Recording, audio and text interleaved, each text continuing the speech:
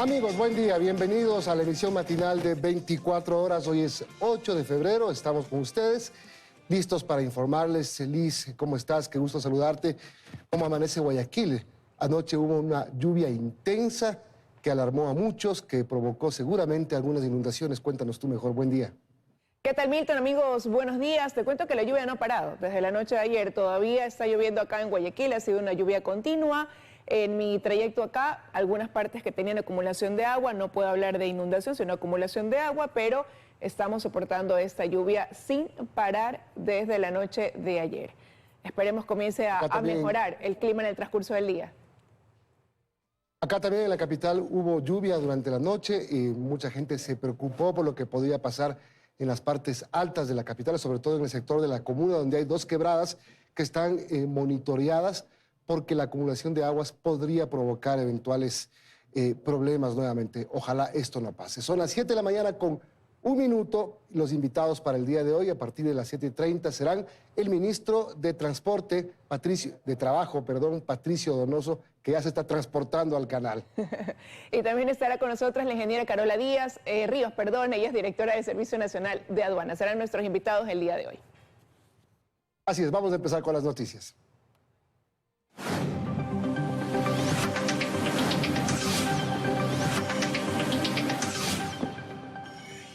Bueno, Hernán Salgado, Ramiro Ávila y Agustín Grijalva fueron los 3 jueces que por sorteo el día de ayer dejaron ya la Corte Constitucional. Milton y amigos, dentro de este proceso de renovación parcial que por ley se realiza dentro de este organismo. Así es, ayer en un evento público, en un evento inédito, se produjo la primera renovación por tercios de esta Corte Constitucional que está desde el 2019. Justamente quien está en pantalla, el doctor Hernán Salgado Pesante, su presidente, fue el encargado de sacar los papelitos que decían los nombres de los jueces que se van a ir y sacó el suyo. El presidente es uno de los 3 que se va a ir o que ha dejado su cargo. Pronto serán posesionados los 3 nuevos magistrados. Sí, en su lugar serán posesionados, hay que esperar a que la Asamblea defina qué día va a ser esta sesión de posesión de Richard Ortiz, Alejandra Cárdenas y Joel Escudero, que son quienes resultaron electos tras ese concurso de méritos y oposición. Richard Ortiz justamente es el candidato que en el concurso sacó el mayor puntaje, fue de 94. Ayer hubo una buena reacción, digamos, de la ciudadanía en general, sobre todo en las redes sociales. El sentir era que se han ido 3 magistrados de renombre en un organismo de los más valorados del país y que vienen 3 personas que en un proceso que tuvo problemas han sido bien elegidos y que esta Corte seguirá funcionando de la manera como lo ha venido haciendo. En general, hay una buena calificación para esta institución del Estado y eso ya es bastante. Y escuchemos precisamente lo que dijo Hernán Salgado, quien era el presidente de la Corte Constitucional y que fue uno de quienes salió dentro del sorteo, que debe dejar su lugar en este organismo. Escuchemos. Esta Corte cuya composición finaliza hoy se ha caracterizado por su cohesión. Haría un exhorto, aprovecharía este momento, para pedir a la Comisión de Participación Ciudadana que se aleje de esas discordias. Eso no hace bien al país. Nos retiramos entonces habiendo dejado la institución con buenos cimientos. 7 de la mañana con 4 minutos y las imágenes que vemos ahora son las de la reunión que tuvo el Pleno de la Corte Nacional de Justicia encabezado por el presidente Iván Saquicela con el Pleno del Consejo de la Judicatura, que lo preside temporalmente el doctor Fausto Murillo. Justamente se dio este encuentro entre los 2 organismos, digamos que para dar una muestra de unidad en la función judicial y para pedir algunas cosas, sobre todo económicas, Liz. Y hubo compromisos también, Milton, en este acuerdo. El doctor Murillo decía que una de sus prioridades iba a ser dotar a la Corte Nacional de Justicia del número adecuado de coordinadores, subcoordinadores y ayudantes judiciales, sobre todo en materia penal. Y por eso, tanto él como el doctor Iván Saquicela incluso firmaron un acuerdo que remitirán al Ministerio de Finanzas para que se pueda dar el aporte presupuestario para dotar de recurso humano necesario, que es uno, repito, de los compromisos. Claro, uno de los temas que tiene que resolver por lo pronto el Consejo de la Judicatura será el nombramiento de jueces definitivos de la Corte Nacional de Justicia, este proceso que se quedó trunco el año pasado, porque todavía hay algunos conjueces que ejercen el cargo de jueces nacionales. Y también el tema de los fiscales. Diana Salazar, la fiscal general del Estado, está reclamando que le faltan casi 600 fiscales para poder completar el cuadro a nivel nacional. Y este proceso de elección tiene que impulsarlo y llevarlo a cabo el Consejo de la Judicatura justamente.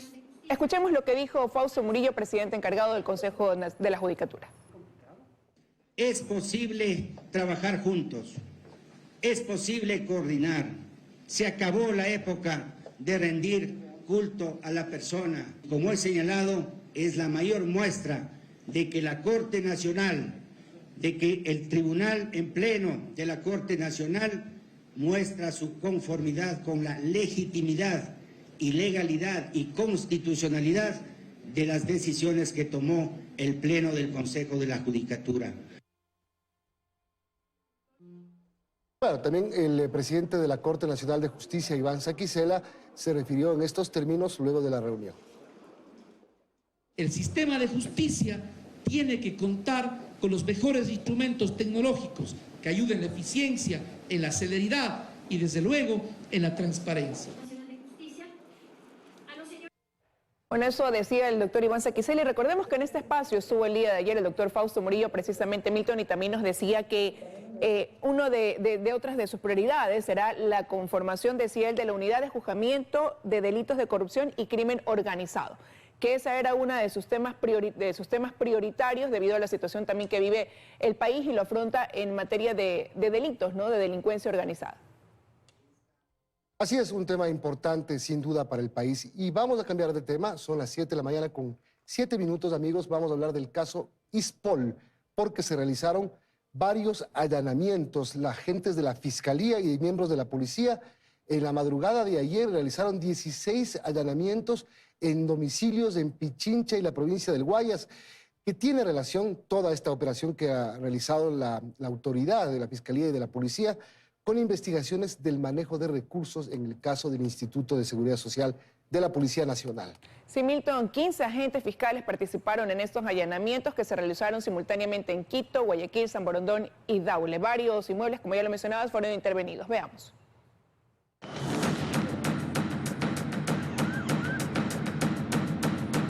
En el operativo participaron uniformados de la Policía Nacional y 15 agentes fiscales. Oficinas y domicilios fueron allanados en Quito, Daule, San Borondón y Guayaquil. El objetivo, recopilar evidencia de un presunto enriquecimiento privado no justificado. Un caso que se confirma se desprende de la trama Ispol.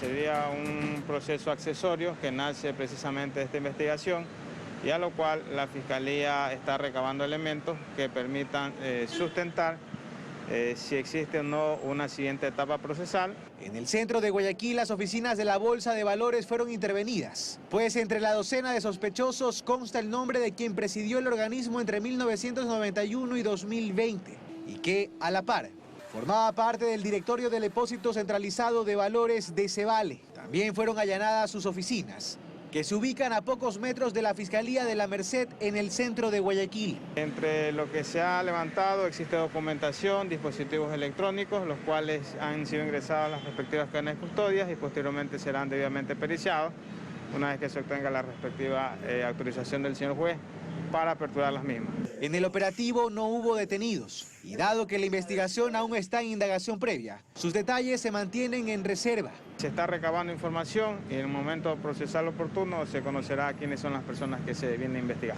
Sin embargo, se conoce que varios de los investigados por falsedad documental en los casos Citadel y de Cebale, así como su círculo cercano, constarían también en esta investigación por enriquecimiento privado no justificado. En Guayaquil, Carlos Acoto, 24 horas.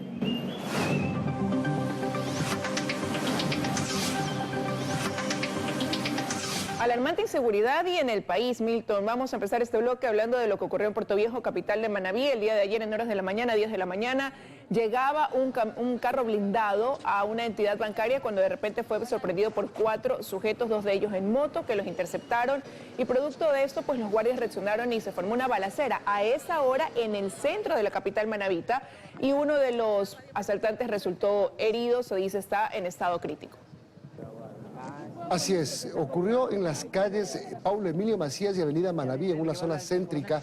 La policía, luego de las investigaciones que realizó, encontró al menos 15 casquillos de balas, es decir, fue un intercambio importante de balas entre los guardias de seguridad que al final lograron impedir que los delincuentes logren su cometido, que era robar el vehículo blindado. Increíble lo que ocurrió, balacera en plena luz del día, en plena zona céntrica de la ciudad de Puerto Viejo. 2 personas heridas. Habría que agregar también algunas cifras que mantienen preocupados a los moradores de Puerto Viejo, porque decían que el fin de semana también 6 personas fueron acribilladas en un velorio. Y ya hablando de las cifras que va dejando este 2022 en la provincia de Manabí, 37 personas han sido asesinadas, pero de esas 37, 12 en Puerto Viejo. Por eso la alarma, ¿no? También ellos se sienten desprotegidos y demandan acciones por parte del gobierno y de la Policía Nacional. Justamente ayer habíamos tratado de invitar para este noticiero al gobernador de la provincia de Manabí, pero nos dijo que primero hoy tenía que ir muy temprano a Chone para cumplir agenda de actividades en el tema de seguridad. Y luego nos dijo que todo está centralizado en este momento en el viceministro del Interior, Max Campos, que está haciendo de vocero para unificar toda la información que se está produciendo respecto a los temas de inseguridad a nivel país. Y hablemos de lo que sucede en Guayaquil, Milton, entre el viernes y el lunes, 18 muertes violentas, no paran, no hay un solo día en que no registremos este tipo de asesinatos con violencia, ¿no? Sicariatos, y queremos contactarnos con Paul Tutibén, ¿qué te parece? Para que nos pueda contar, también nos actualice esa información. Como vemos, sigue lloviendo todavía. Paul, ¿en qué parte de la ciudad estás? Buen día. ¿Qué tal, Milton? Liz Valareso, buenos días. Nos encontramos del lado de la avenida 25 de Julio. Esto es en el sur de Guayaquil, entre la ciudad de La Santa Mónica y la cooperativa Siete Lagos. El día de ayer, cerca de las 8 de la noche, un ciudadano que circulaba en un vehículo color negro, como lo pueden ver en las imágenes, fue interceptado por sicarios que circulaban en una motocicleta y le propinaron prácticamente 10 disparos. La víctima, para ponerse a buen recaudo y con signos vitales, termina estrellándose con un poste de alumbrado público del lado de la cooperativa Siete Lagos. Moradores de acá de la zona trataron de ayudar al conductor, que fue identificado como Anthony Suárez, tenía 24 años de edad y no registraba antecedentes penales. Lamentablemente, él forma parte de las estadísticas de la Policía Nacional sobre el incremento de los sicariatos, de las muertes violentas acá en el puerto principal. Asimismo, en las calles 44 y La Eñe, cerca de las 10 de la noche de este lunes, un ciudadano extranjero de nacionalidad venezolana, cuando caminaba por la acera con dirección a su casa, fue interceptado por 2 sujetos también en una moto y le propinaron 3 disparos. Él fue trasladado al hospital Guayaquil, donde los galenos han confirmado que su estado es crítico.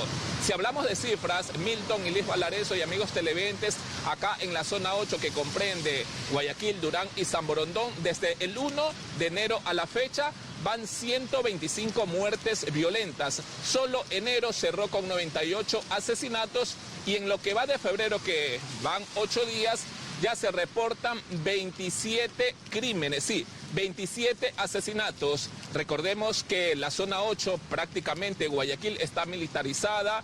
Se implementaron 1.100 policías por la ola de criminalidad que atraviesa el puerto principal y aún continúan los sicariatos, aún continúan las muertes violentas. Entre el viernes y la mañana de hoy, hasta el momento van 19 muertes violentas. Los crímenes que más llaman la atención, Milton y Liz Valareso, se registraron en la Valerio Estacio, donde 2 adolescentes, un menor de 14 años y su primo de 16 años, fueron asesinados mientras jugaban indoor en una cancha. Esto es en la parte noroeste de Guayaquil. Hasta aquí la información. Liz, Milton, tienen más en estudios. Gracias, buenos días. Gracias a ti, Paul. Buenos días. Así la situación en Guayaquil. Recordemos que se tomaron estas medidas en enero, que fue considerado el mes quizás más violento en comparación a enero del año pasado, Milton, y hay quienes ya proyectan que este 2022 va a ser el año que se registre mayor índice delictivo.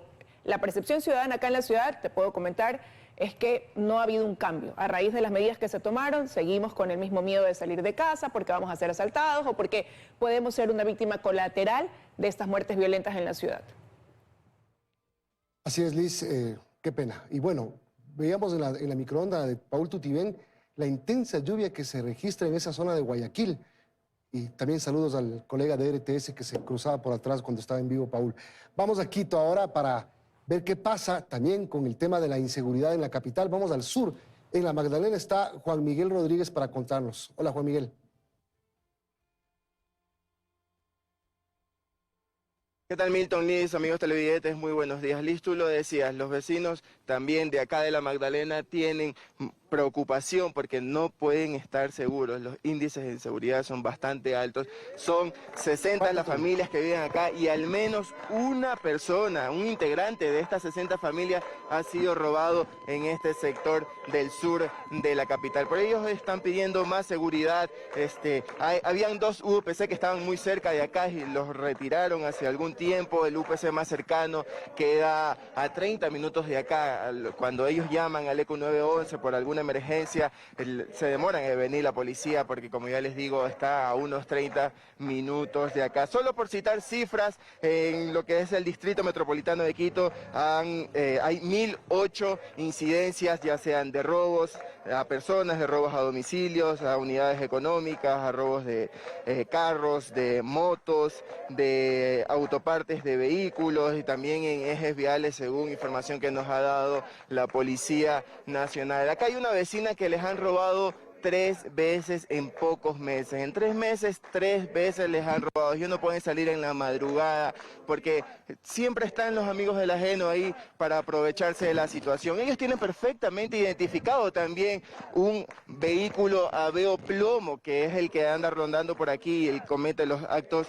ilícitos en este lugar. Por eso el pedido de los vecinos de más seguridad en este sector. Hasta aquí la información. Regresamos con ustedes a estudios que tienen más noticias. Buenos días.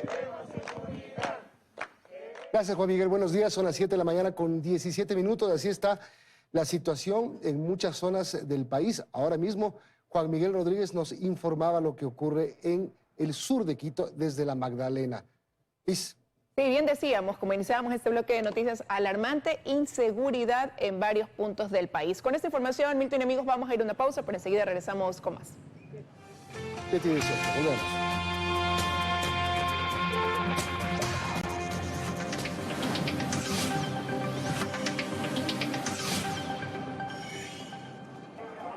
Seguimos en 24 horas, son las 6 de la mañana con 20 minutos y estamos con más información, son las 7 de la mañana con 20 minutos, 6 en Galápagos. Liz, hablamos de medicinas ahora. Sí, Milton, porque es lamentable la situación, pese a que por un lado pues el gobierno anuncia que ha invertido 20 millones de dólares en compra de medicinas que iban a ser dirigidas en esta ocasión para la atención de enfermedades graves, catastróficas, raras, huérfanas y pediátricas. Lo cierto es que al hacer recorridos en los hospitales de Quito y Guayaquil, que le tomábamos el pulso ayer, los familiares de los pacientes nos dicen lo mismo, que tienen que comprar todo, que no hay el medicamento. Un señor decía, no me puedo cambiar el marcapasos, no hay los instrumentos. Mientras tanto, la ministra de Salud, antes de viajar a China, decía que la cobertura en medicinas llega actualmente al 65% y que esperaban que ya a finales de este mes llegue a un 75%. Las cosas en realidad no coinciden. Y además, claro, se anunció una compra de 20 millones de dólares en medicinas, sobre todo en esas que tú acabas de mencionar, Liz, que son las más importantes para atender los casos más graves y las medicinas más caras. Veamos un reportaje de Dayana Monroy. Por aquí nada ha cambiado. Son los mismos padres impotentes afuera de un hospital sin medicinas. Remedios no hay. La mayoría de cosas, amiga. 4 meses lleva aquí Gustavo luchando con su hijo de 2 años, quien tiene leucemia, pero no hay ni agujas para su quimio.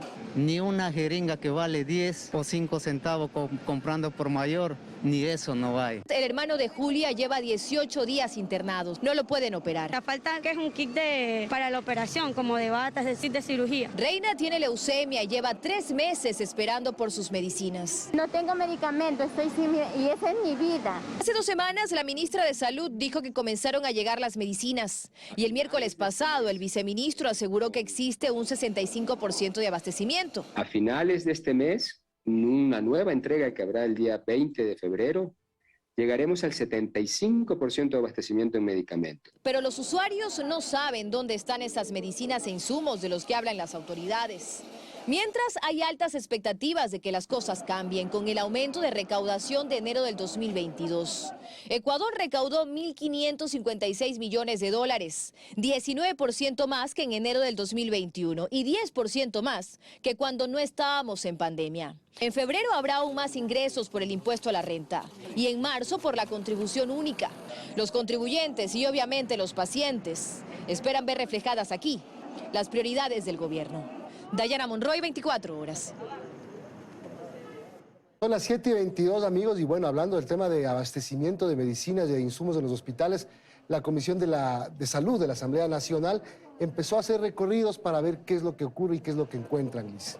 Sí, ayer visitaron el Hospital Eugenio Espejo para constatar efectivamente si hay desabastecimiento o no. En los medios de comunicación no pudimos, Milton, ingresar, acompañarlos en ese recorrido. Sí recogimos las opiniones una vez que ellos terminaron su misión. Claro. Ahí es cuando no se entiende por qué. ¿Por qué poner obstáculo cuando si es que son transparentes, lo más fácil es dejar ver que son transparentes? Un reportaje de Andrea Samaniego. Sí, antes de ver el reportaje solo quería acotar algo, que también lo que pienso es que no se debería anticipar esa visita, ¿no? Ya desde la semana pasada había un cronograma de recorridos por los hospitales, anticipando también la situación. Yo creo que este tipo de investigaciones deberían tener ese factor sorpresa. ¿Te acuerdas al inicio del gobierno cuando el vicepresidente Borrero les cayó de sorpresa?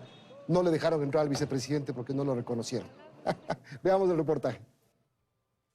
Acompañados de la gerente del Hospital Eugenio Espejo de Quito, los miembros de la Comisión de Salud de la Asamblea Nacional recorrieron esta casa de salud, visitaron varias áreas y las bodegas de la institución en donde se encontraron cajas de medicamentos e insumos. Y que están más o menos en un aprovisionamiento de unos 60%. Sin embargo, tenemos alternativas terapéuticas para lo que no tenemos. Lo mismo constataron en un recorrido que hicieron por la maternidad Isidro Ayora. Existen medicamentos inclusive para enfermedades raras, no solamente para lo básico. Según María José Plaza, considera que el sistema de compras de medicamentos no es eficiente para el abastecimiento de los hospitales. Es tan engorroso que hace que haya una demora y que nos veamos en situaciones cada cierto tiempo como las que estamos viviendo hoy. Pero los reclamos en los exteriores de los hospitales son constantes, pues dicen que no se les entrega toda la medicina que requieren y que deben esperar, lo que les preocupa. Mi papi tiene Parkinson y la medicina que él toma es la que se llama levodopa y carbidopa. Él vino a cita médica en diciembre y la medicina no había. Esa es la situación que se vive en otras provincias como Morona, Santiago, Azuay y Cañar. Una gran deficiencia de medicamentos por los procesos de compra, por descuidos. La comisión tiene hasta el 23 de febrero para realizar un informe final sobre el abastecimiento de medicamentos, además de los recursos humanos y de la infraestructura tecnológica, que también tiene problemas. En Quito, Andrea Samaniego, 24 horas. 7:25 y bueno, lastimosamente esta falta de medicinas no solamente se centraliza en Quito y en Guayaquil. La provincia de Los Ríos también es un ejemplo de que todavía falta que esta cobertura se haga presente. Y lo mismo puede pasar en otros puntos del país, pero vamos a dejar que Martín Soto desde Los Ríos nos cuente cuál es la situación. Martín, buenos días, te escuchamos. Muchas gracias, compañeros. Buenos días.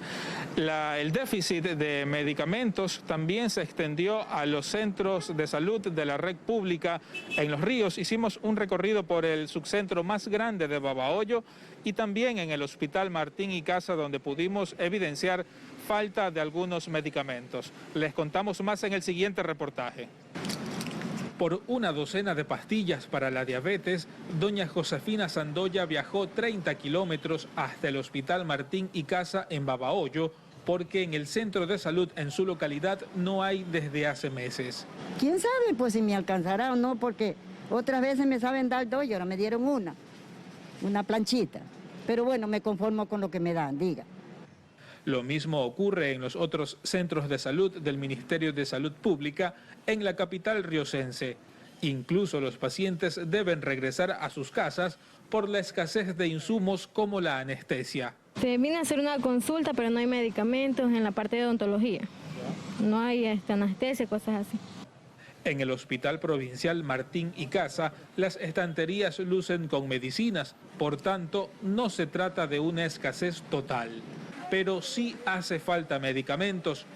El stock varía y lo que más falta son anticonceptivos, anestésicos, insumos para suturas y analgésicos. A este hospital de segundo nivel llegan pacientes de toda la provincia en busca de atención médica. Como pudimos observar, no son todos los medicamentos que hacen falta. Sin embargo, el déficit se siente principalmente en los subcentros de salud, al menos en la capital riocense. Esa es la información que tengo para compartir con ustedes. Continúan con más información en estudios. Muchas gracias. Buenos días, Martín Soto, desde la ciudad de Babahoyo. Son las 7:27 y bueno, ayer 1.4 millones de estudiantes de las escuelas y colegios de la Sierra y Amazonía volvieron a clases presenciales de forma obligatoria y también las universidades, Liz. Sí, Milton, recordemos que estaba previsto que ya regresen en la Sierra y en la Amazonía quienes cumplen su segundo quinquimestre, esto es desde tercero de básica hasta bachillerato. Ellos tenían, octavo de básica hasta bachillerato era obligatorio. Los que son menores, en grados menores, todavía podría ser voluntario, sobre todo para la zona urbana. Para la zona rural sí, ya la presencialidad es obligatoria. Bien, vamos, en el COE hubo medidas ayer, Liz. Hubo medidas, Milton, sobre todo acá en el COE Cantonal de Guayaquil, porque las cifras han bajado. Los contagios, 350 es el número de contagios que se registra, las muertes de 14 a 9, y eso llevó a que si bien la ciudad se mantenga en alerta 2 por 15 días más, los aforos ya pasen se amplíen, ¿no? En lugares cerrados de 50 a 75%, mientras que en abiertos al 100%, y también ya se van a permitir eventos públicos siempre que se cumplan las medidas de bioseguridad. Esos son los cambios que se dan para la ciudad de Guayaquil una vez que están bajando el número de contagios en el puerto principal. Con eso de aquí nos vamos a ir, amigos, 7:28 de la mañana. Nos vamos a ir a una pausa para regresar ya el ministro de Trabajo, Patricio Donoso, con nosotros. Es momento de las entrevistas en 24 horas. 7:30, saludamos a Patricio Donoso, ministro de Trabajo, para conversar de algunas cosas importantes para el país. Lo primero que uno se pregunta, buenos días, ministro, qué gusto verlo. Muchas gracias, Milton. Muy buenos días. Allá en Guayaquil, Liz, muy buenos días y gracias por la entrevista. Lo primero que mucha gente se está preguntando ahora es, ok, viene el presidente de China, logran algunos acuerdos, memorando de entendimiento, posible acuerdo comercial. Lo mismo nos pasa con México y con la posibilidad de entrar a la Alianza del Pacífico este año. La pregunta es, ¿y esto cómo afecta al empleo? Me imagino que debería afectar de manera positiva. En gran medida, Milton, y es porque hay una ecuación que debemos tenerla presente siempre. A mayor inversión, y eso es lo que se busca con los acuerdos comerciales, y ya vamos a hablar particularmente del acuerdo con China. A mayor inversión, mayor cantidad de empresas y de emprendimientos. Ergo, mayor cantidad de empleos. Por supuesto que sí, porque no se genera empleo haciendo así los dedos, se genera empleo con inversión, con seguridad jurídica que el presidente Lasso transmite permanentemente al mundo entero. Y con este viaje, y voy a hablar de él, se han logrado 3 cosas importantes. Vamos a la primera, inversión. Inversión, ya lo ha dicho usted, el presidente Lasso firmó un memorándum de entendimiento que es el preludio de aquellas negociaciones que se iniciarán con la redacción de los términos de referencia a fin de que aquellos términos canalicen las mesas de trabajo en las diferentes temáticas comerciales y finalmente, lo ha dicho el presidente, en octubre podamos llegar, Dios mediante, a un tratado de libre comercio o acuerdo comercial con China. ¿Y eso cómo mejora el empleo? Mejora porque vendrán las inversiones chinas, por supuesto. Es más, en octubre habrá una feria con enorme cantidad de empresarios chinos interesados en venir al Ecuador, que es un país destinatario de inversiones, y esas inversiones implicarán empresas, emprendimientos en el Ecuador, y se necesitará, obviamente, trabajadores para implementar aquellos acuerdos a los cuales se llegue después de estos 8 o 9 meses de negociaciones serias con China, que, repito, tendrán su culminación con la suscripción de un acuerdo comercial. Este memorándum de entendimiento es clave para este acuerdo comercial. Y el Ecuador está buscando, a través de la gran labor del ministro Prado y del canciller Holguín, está buscando suscribir, Milton y Liz, acuerdos comerciales con Japón, con Corea del Canadá, Sur. ¿Perdón? Con Corea del Sur se desbloqueó. Con Corea del Sur, con México para ingresar en forma definitiva como miembro activo de la Alianza del Pacífico, un mercado de 280 millones de habitantes. En otras palabras, si logramos aquella frase del presidente Lasso, más Ecuador en el mundo y más mundo en el Ecuador, acá vendrán inversiones, acá se generará empleo. Mire, la confianza que ha generado el gobierno del encuentro, que lo preside Guillermo Lasso, y ha ocasionado que en estos 7 meses y medio, porque es medición a diciembre, se han incorporado 350.852 personas al empleo adecuado. Eso es importante porque el Ecuador merece mejores días con respecto a aquellos 5.650.000 ecuatorianos que no tienen empleo, que están desempleados o subempleados o viven en la informalidad. Ministro, buenos días. Es el primer logro de este viaje a China, sin duda alguna. Y ahí, claro, esto valdría también traducirlo o proyectarlo en cifras, ¿no? Esto que usted ha hablado de este tratado de libre comercio que se puede dar hasta finales de año con China, ¿cuál es la proyección ya en porcentaje de plazas de empleo? Se lo pregunto porque hace unos días atrás se mostraba una encuesta donde se revelaba que solo el 9% de la población considera que puede llegar a encontrar un trabajo en el corto plazo, hablemos de 2 o 3 meses. Entonces, eso habla de que no hay una mayor expectativa o creencia de que pudieran mejorar las cifras en cuanto a empleo pleno, adecuado en el país. Liz, el Ecuador en este momento está exportando a China más de 3.000 millones de dólares. Y el portafolio, que es la expectativa, es de 10.000 millones de dólares en exportaciones básicamente de banano, de camarón, ojalá pitahaya y cacao también, que están interesados en tener un protocolo a fin de incorporarse al mercado chino. Y si vamos a multiplicar de 3.300 más o menos millones de dólares en la exportación no petrolera, es el tercer país más grande, o el tercer mercado de exportaciones no petroleras después de Estados Unidos y la Unión Europea. Y si llegamos a ese portafolio del cual estamos hablando, tendremos miles de plazas de trabajo y empleo. Pero ¿cuál es la meta para este año? Usted ya resumía que han sido más de 300.000 desde que arrancó el gobierno hasta ahora. Para este 2022, ¿cuál es la meta propuesta? Yo diría que al menos duplicaremos esa cifra que logramos en el año 2021 o más. Porque mire usted, desde mayo 24, que gobierna el presidente Lasso, a diciembre, son 350.852 nuevas plazas de trabajo y empleo, lo que se llama empleo adecuado. Es evidente que si seguimos en ese ritmo, tendremos ese valor o aún mayor en el año 2022, teniendo en cuenta que en este 2022 vamos a sellar el acuerdo comercial con México, que es muy importante, vamos a sellar el ingreso del Ecuador a la Alianza del Pacífico, que es importante, vamos a sellar, Dios mediante, un acuerdo comercial con China, y lo dijo usted, Milton, con Japón, con Canadá, con Corea del Sur, de tal manera que esa apertura al mundo se la genera obviamente cuando se genera a su vez seguridad jurídica, y cuando tengamos el evento en Guayaquil, en este año, donde vendrán decenas de inversionistas chinos con harto dinero, pues recabaremos sin duda alguna en que se han generado miles de plazas de trabajo y empleo adecuados. Usted menciona algo que es importante, que es el empleo adecuado, ministro. ¿Y cómo pasar de la informalidad al empleo adecuado? Tenemos, según la última cifra del INEC, más de 5 millones de ecuatorianos que están en la informalidad. Así es. Ahora, somos el 6º país de la región. Guatemala tiene, por ejemplo, el 79%, Bolivia el 84% y nosotros del 63%. No le pidan al presidente Guillermo Lasso hacer lo mismo que hicieron regímenes anteriores, porque el resultado está allí. ¿Qué hicieron? No hicieron... ¿Qué no hicieron? Claro. ¿Qué no hicieron? No se incorporó, por ejemplo, el Ecuador a la Alianza del Pacífico, ni se habló con China, ni se reactivó un acuerdo comercial con los Estados Unidos. Y con la Unión Europea ya tenemos uno. Eso está bien. El tema es... ¿Cómo se logra? 2 recetas. Sí, pero también me imagino que es cuestión de leyes. Para pasar de la informalidad al empleo adecuado es necesario tener un marco laboral adecuado. Su lectura es adecuada, pero se logra, obviamente con un marco legal adecuado, pero también con inversión, con confianza. Usted me preguntó hace 30 segundos cómo lograrlo.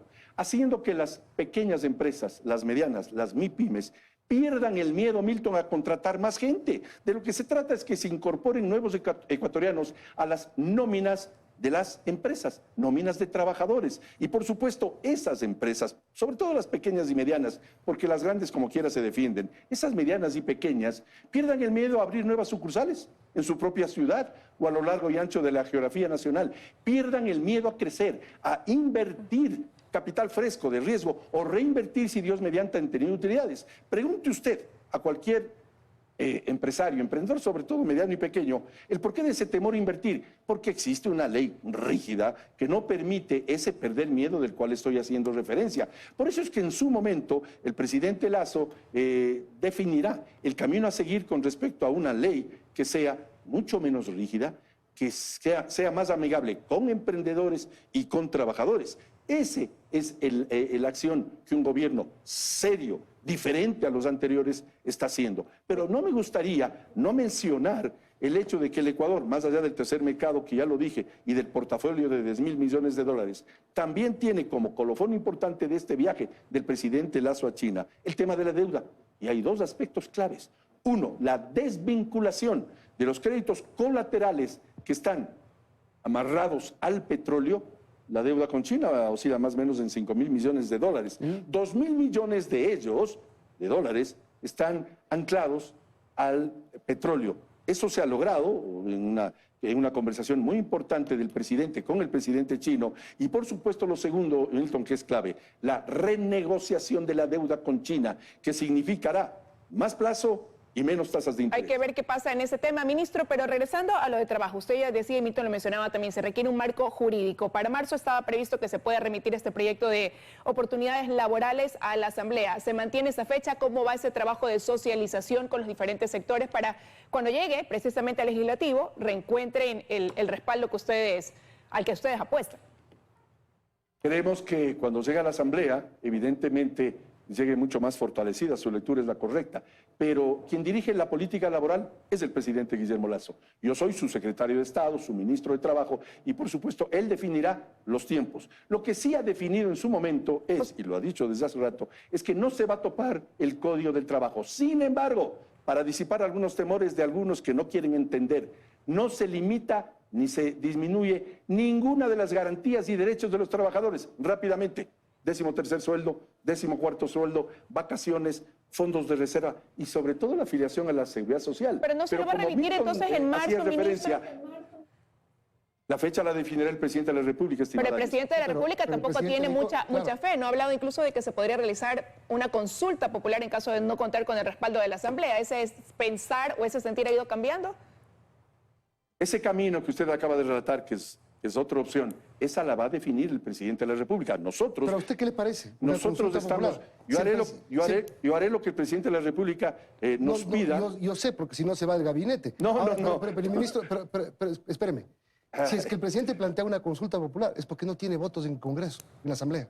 El camino... Así de sencillo. Hacer una ley laboral por consulta popular, medio complicado, ¿no? Milton, ese es un camino, pero existen otros y el presidente en su momento definirá cuál es el camino idóneo para lograr tener un marco legal mucho más amigable entre trabajadores y empleadores. Yo no le voy a decir en este momento cuál será el camino que se resuelva. Son opciones, usted plantea una, Liz plantea otra. La ciudadanía está preocupada, pero por supuesto el presidente Lasso en su momento lo definirá. A lo que quería referirme es que estamos listos a actuar de acuerdo al lineamiento estratégico del presidente Guillermo Lasso, primero. Segundo, Hablaba yo del Código del Trabajo, no se lo topa, pero por supuesto, todos los derechos están garantizados. Es más, queremos que los derechos de aquellos que hoy por hoy no tienen derechos, que son los no trabajadores, también tengan derechos. Yo estoy convencido que aquellos líderes sindicales, por suerte pocos, que se oponen aún sin haber visto el proyecto, también tendrán pues hijos, parientes, familiares que están desempleados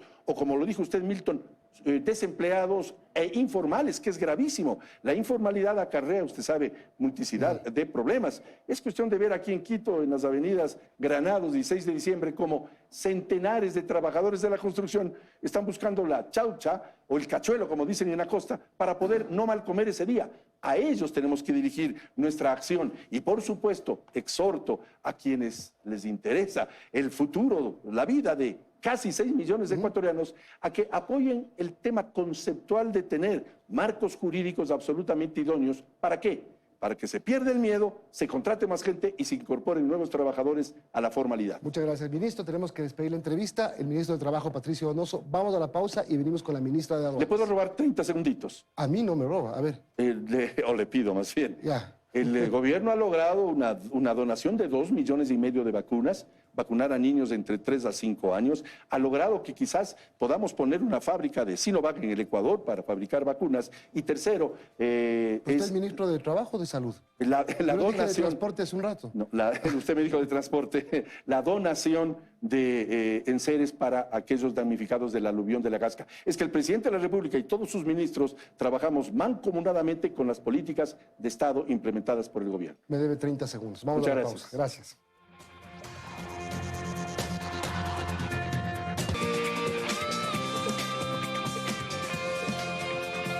Bueno, ya nos acompaña en el estudio aquí en Guayaquil la ingeniera Carola Ríos. Ella es directora del Servicio Nacional de Aduanas del país, a quien le doy las gracias por estar aquí. Buenos días. Buenos días, muchas gracias por el espacio.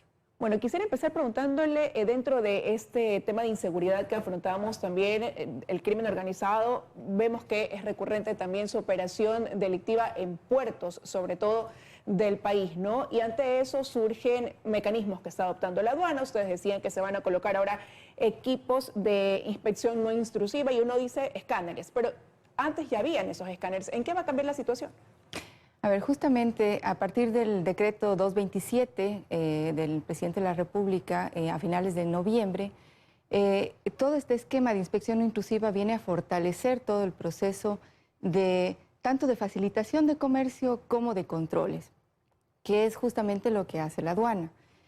Facilitación, ¿por qué? Porque vamos a través de los escáneres a sustituir las inspecciones intrusivas.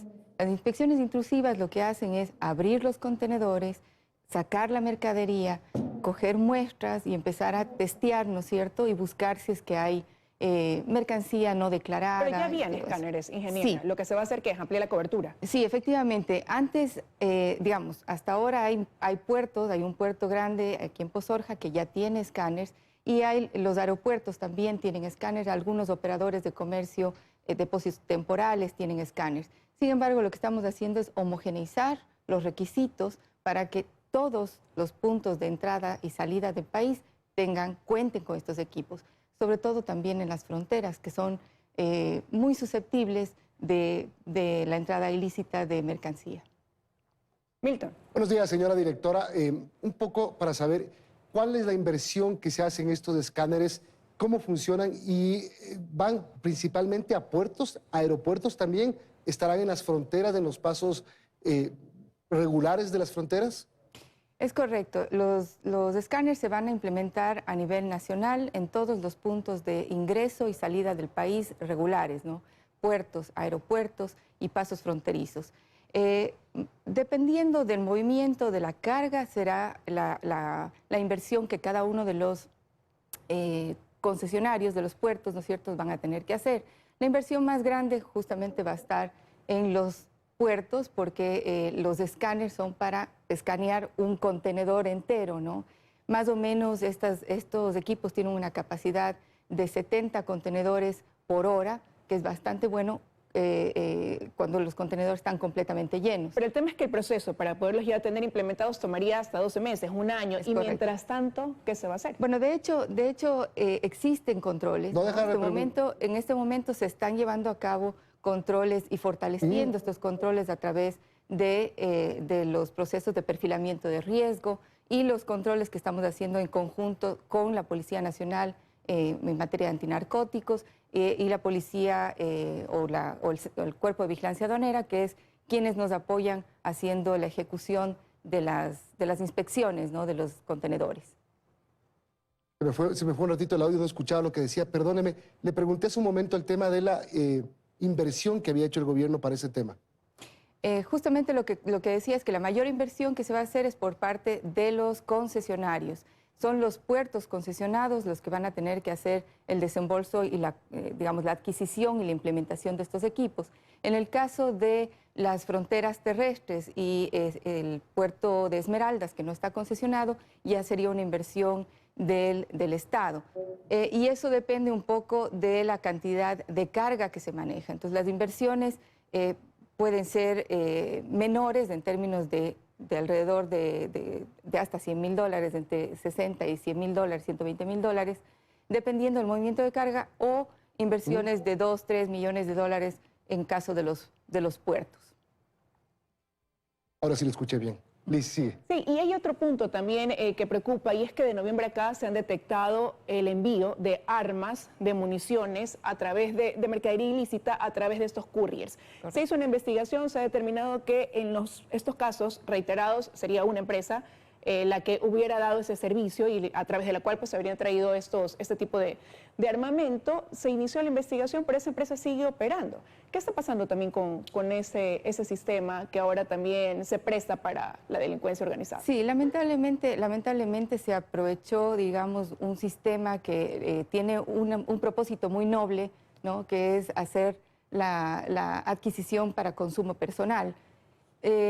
Los controles que se están llevando a cabo y las decisiones que tomamos en su momento a finales del año pasado fue escanear toda la carga que venía por courier.